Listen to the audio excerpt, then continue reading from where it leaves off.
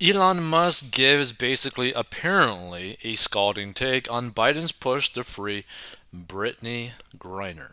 Now, personally, I think it's so stupid that Biden is like pushing so hard to free Brittney Griner when, one, he wrote the crime bill that basically basically damaged so many people's lives in terms of like drug offenses, right? Like to where like it was basically punishable in a very harsh degree, right? So you have someone that went hard against drug charges, right? Like went hard against people who did drug charges, right? Who's now apparently trying to free Brittney Griner over a drug charge in Russia. By the way, at the same time in America, same time, marijuana is nationally still illegal to a very heavy extent, right? It's still to a heavy extent that there are so many companies that are refusing to get into that business because they are afraid of getting basically drug charges against them that they could get basically thrown into prison, like businesses themselves, right? The CEOs of these businesses, right? Because if you accidentally sell weed to someone else and you're like a business, or if you sell them weed and they're not in a state that's like legally allowed to have it and you transport the weed to a different state, hey, guess what? That's a federal crime that you just committed, right? Like it annoys me so much to see the hypocrisy of a lot of these politicians, including the president. We're like, oh, yes, we are going to, I don't know, trade someone that is very dangerous, like an arms dealer, for a basketball player, right? That is so stupid. And at the same time, we are going to moan about someone being in prison for weed or potentially living, like basically staying in prison for like 9 years, right, for weed in a country like Russia, while at the same time in America, I'm pretty certain there's still people serving life for weed charges, for drug charges, right? Does that make any sense at all? Like, why are we not freeing people in our own country?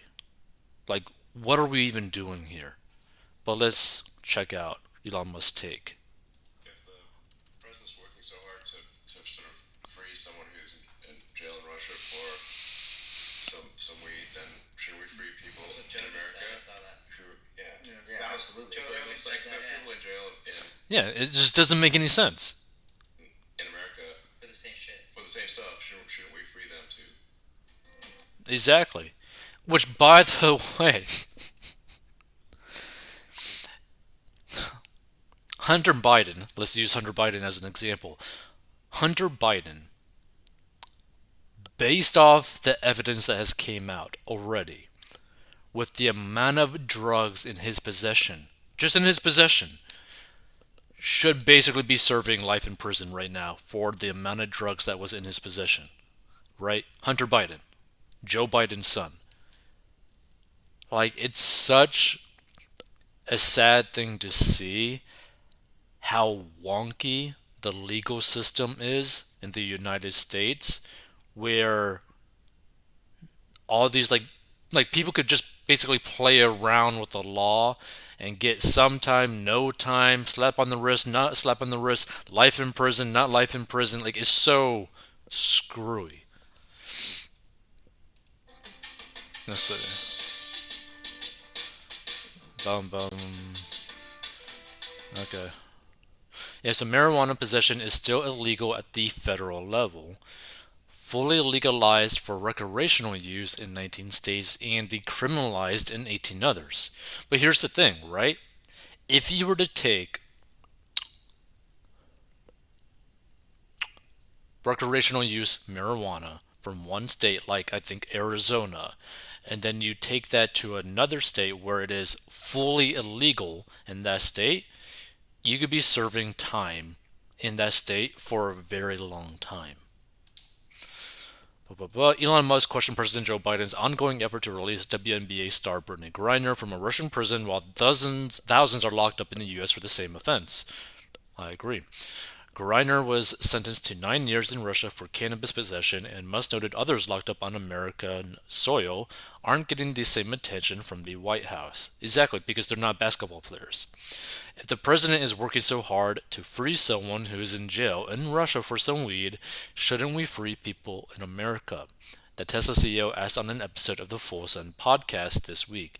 There are people in jail in America for the same stuff. Shouldn't we free them too? My opinion is that people should not be in jail for non-violent drug crimes.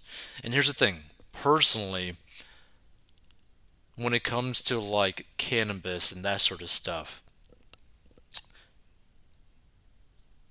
you should probably be sending people more so to a treatment center so that you could wean them off of this stuff than just toss them into jail where they might get into basically involved in pretty serious things that might actually get them into prison later on. So Biden said Friday his administration is working hard and is hopeful to get Griner back in negotiations with Russia. His administration has considered the possibility of swapping Griner for a notorious arms dealer, Victor Grout, also known as the Merchant of Death. Like, does this make sense to you, right? That you are literally going to trade an arms dealer for a basketball player. Like, does that make sense at all? No. No, it does not. Marijuana possession is still illegal at the federal level. Blah, blah, blah. Griner pleaded guilty last month to possessing a small amount of cannabis oil when she was detained at Moscow's Sheremetyevo airport in February. She was convicted of cannabis possession and drug smuggling. In addition to her 9-year prison sentence, was fined about $16,200. By the way, right? People need to understand something too. When you go to a separate country, like a different country, their views on substances are very different than the United States, right? Every country is different.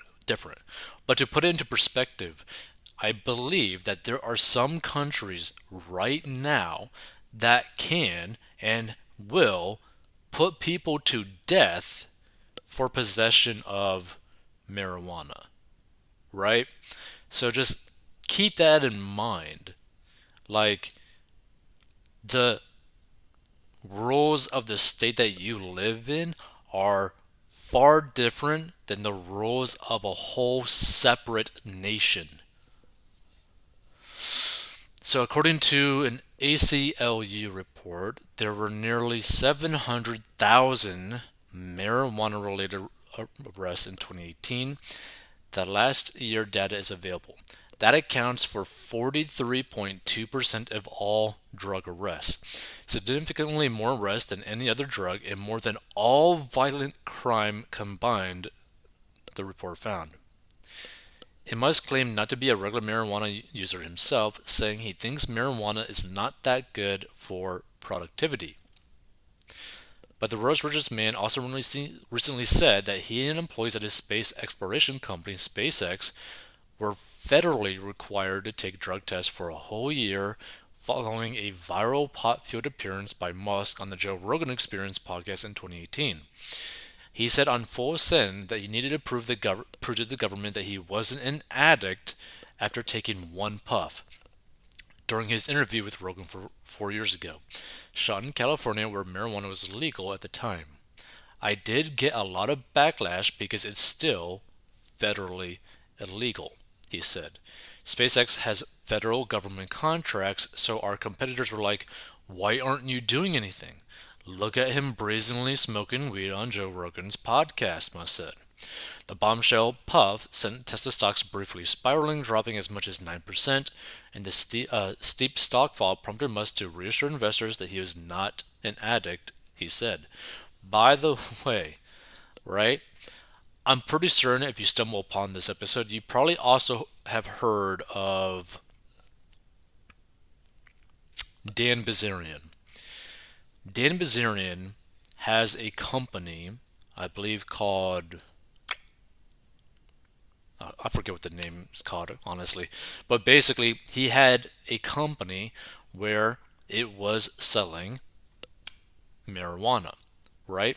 The problem with that, and he lost a lot of money while he was trying to do that, is because it wasn't nationally legal yet. It was still federally illegal. There's really only, like, at the time, 2 to 3 states that was fully legal at that time.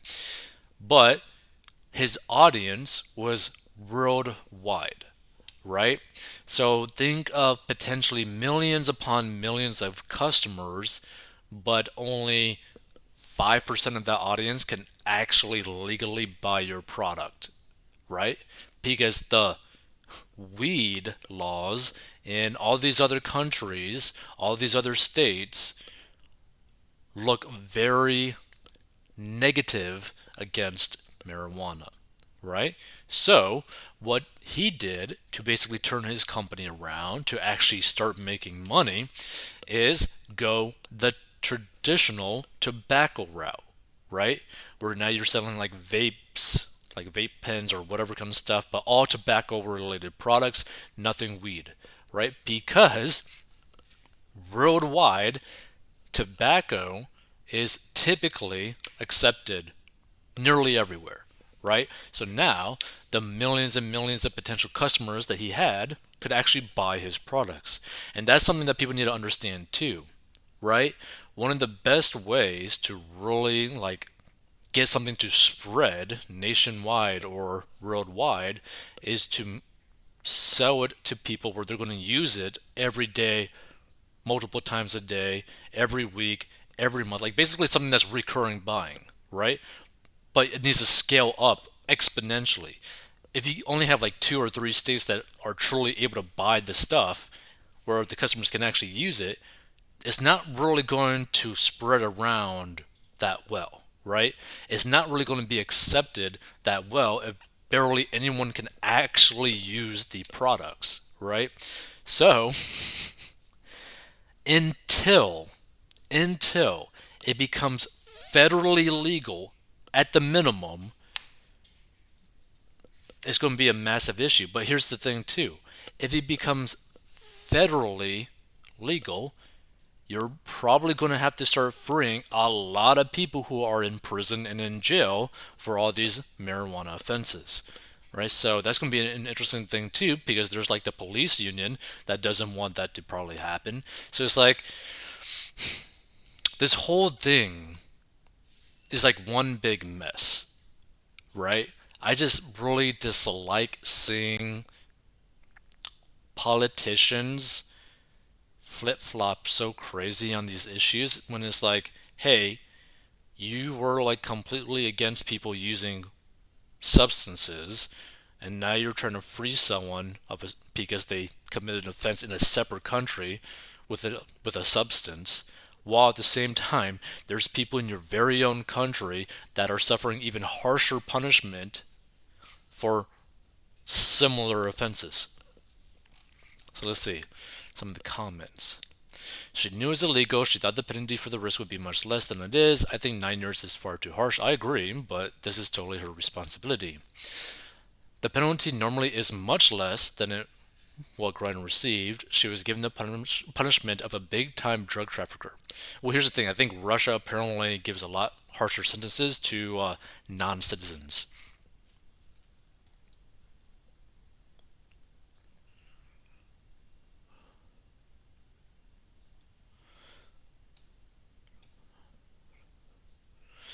Only legal with a prescription which she did not have. So many articles continued to say she had a doctor's prescription, but the testimony was very clear. She had a doctor's Recommendation. Her lawyers stated over and over no mention of a legal prescription, just a recommendation likely coerced well after her detainment. Interesting, if that's the case.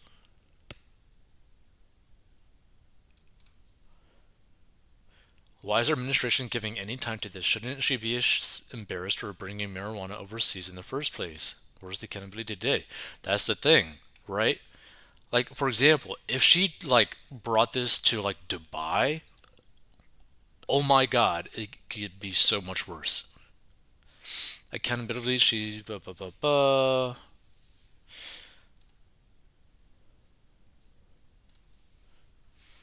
She believes she is entitled, believing she's above everyone else, and whining when she broke the law. Cannabis is still illegal in the U.S. by federal law. If she is traded, maybe she should do 9 years in a U.S. federal prison.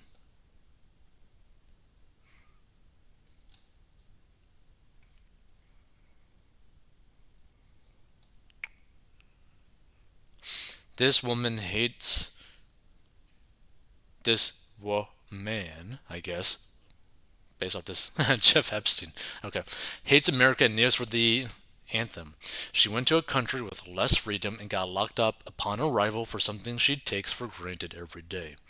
Meanwhile, we still have people in prison for the same substance in America, probably put there by the current VP for free labor to her donors. He has a point. No way I would trade an international arms dealer for her. I agree. There's a sign at the airport in Singapore as you approach immigration that says, "Welcome to Singapore. We put drug dealers to death." My point is, when you're in a foreign country, act accordingly. And that's the thing. And like, here's the thing: like Singapore, I think is probably one of the safest countries in the world, right? But that's because they are very, very strict with their laws, right? So you gotta be really careful when it comes to traveling to other countries, right? It's like,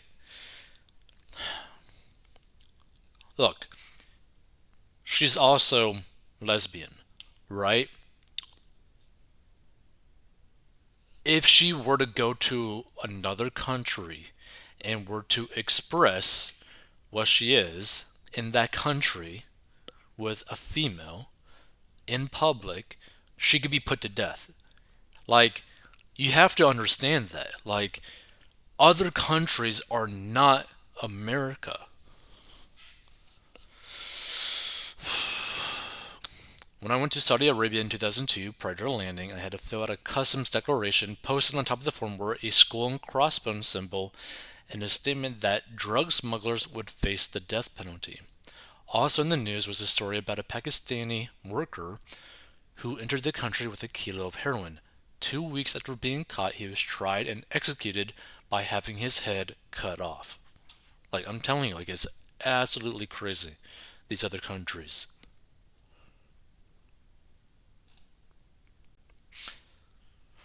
Yeah. Interesting. Absolutely interesting. Feel free to give your thoughts. If you want to learn how to get out of debt, master your money so that you can have a better personal finance situation, learn down below. See you in future episodes.